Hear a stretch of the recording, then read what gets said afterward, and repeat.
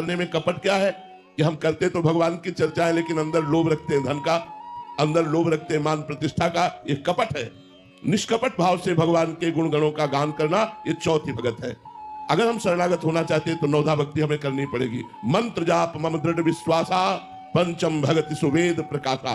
वेद शास्त्रों में ये प्रकाशित है कि पांचवी भक्ति कौन है? भगवान पर दृढ़ विश्वास करके गुरु मंत्र का जाप करना।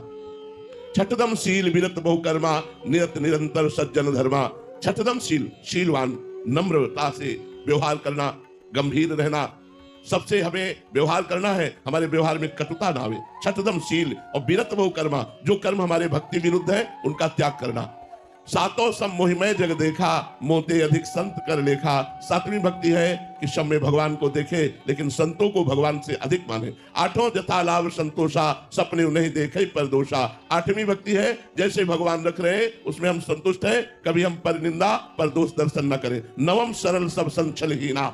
नौवीं भक्ति है बिल्कुल सरल, कपट का त्याग करके छल रहित व्यवहार करना। मम भरोसे ही हरस न देना, दृढ़ भगवान का भरोसा, और कभी किसी धनी मानी के सामने दैन्यता अपनी गरीबी प्रकट न करे। मैं भगवान का दास हूं, इस बात का अहंकार रहे। ये नवधा भक्ति जब हो जाती है तो आत्मसमर्पण हो जाता है, भगवान से प्रेम हो जाता है, भगवान की शरणागति हो जाती है, फिर निर्भयता आ जाती, फिर निश्चिंतता आती, फिर कोई शोक उसे स्पर्श नहीं कर सकता जो भगवान का शरणागत भक्त है।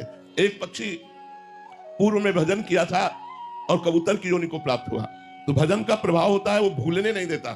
चाहे जिस योनि में जाए उसे स्मृति रहती है कि मैं पूर्व में अमुक था, भजन किया। जैसे भरत जी महाराज हिरन बन गए तो हिरन की योनि में भी उनको याद रहा कि मैं राजर्षि भरत था, हिरन के मोह में फंसकर मुझे हिरन योनि प्राप्त हुई।